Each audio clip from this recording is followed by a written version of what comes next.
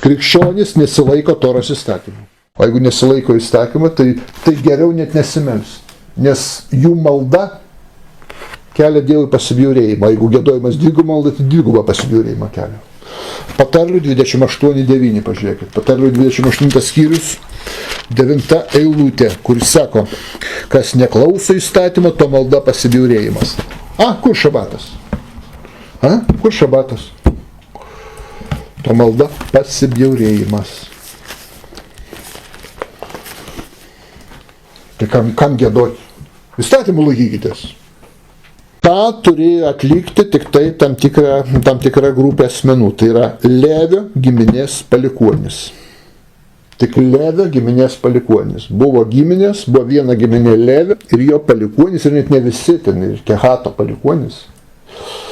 Vienas Levio sūnų Kehatas, tai va iš jo 3 sūnus buvo. Kehatas, Geršonas ir Kehatas, reiškia, turėjo savo palikuonis ir iš jų buvo renkami tie giedotojai, kurie šlovino. Leidžiama, visiems gali giedoti, bet nėra būtinybės tokios. O jiem įpareigota buvo. Žiūrėkit, 2 kronikų knygą paskaitykit. 2 kronikų 8.14, pažiūrėkit. 2 kronikų 8.14, kur sako, čia Dovydas, Saliamonas, jis paskyrė, kaip jo tėvas Dovydas buvo nustatęs kunigų skyrius ir levitų pareigoms, kad jie tarnavimo metu giedotų ir patarnautų kunigams pagal kasdienės pareigas ir vartininkus, kaip jie buvo paskirti skyrius kiekvieniems vartams, toks buvo Dievo vyro Dovydo įsakymas. Kas giedot turėjo? O čia visi šlovintų. Ne. Levitai buvo paskirti, kad jie šlovintų. Levitai, tai yra Levio giminės palikuonis.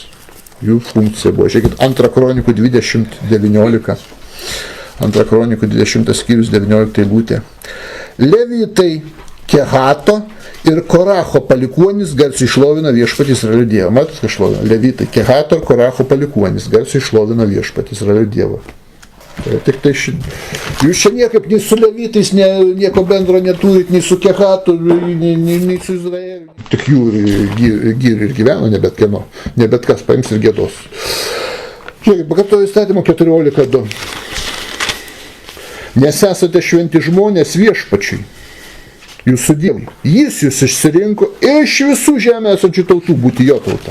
Iš visų išrinkti, ypatingai. Tai tas išrinktoji tauta terminas. Pažiūrėkit, pakartoto įstatymą 26 skyrius 18-19 eilutės. Pakartoto įstatymą 26 skyrius 18-19 eilutė. Kur sako, šiandien viešpats pareiškė, kad pasirinko tave būti jo ypatinga tauta. Tai yra ypatinga tauta. Daug tautų, daug bendruomenių religinių yra, bet čia yra ypatinga Dievui. Būti ypatinga tauta, kaip jis pažadėjo, kad tu įvykdom visus jo įsakymus, kad jis išaukšint tavo vardą virš visų tautų, kurie sutvėrė ir suteiktų tau garbę ir šlovę, kad tu galėtum būti šventa tauta viešpačiui savo Dievui, kaip jis pasakė. Ypatinga, išrinkta visiems dalykam, taigi ypatinga tauta. Ezekijas, teisusis karalius Ezekijas, čia ką daro, pastatė prie viešpatės namų levitus su cimbolais, arfomis ir psalteriais pagal karaliaus Dovydo regėtojo Gado ir pranašo Natano nurodymus, tai kaip buvo įsakęs viešpats per savo pranašus. Levitai stovėjo su Dovydo instrumentais, o kunigai su trimitais. Matot? Levitai. Trimitus pūs, bet levitas negalėdavo. Pūsdavo tik kunigai, Koenas, Araono palikuonis.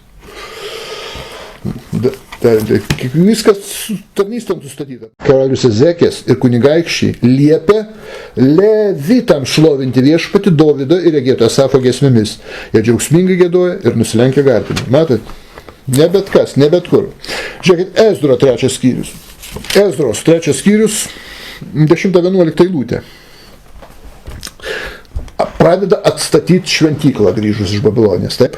Statybininkams pradėjus viešpatės šventyklos pamatus, kunigai apsirengę savo rūbai sustojo su trimitais rankose. Kunigai visą su trimitais, taip?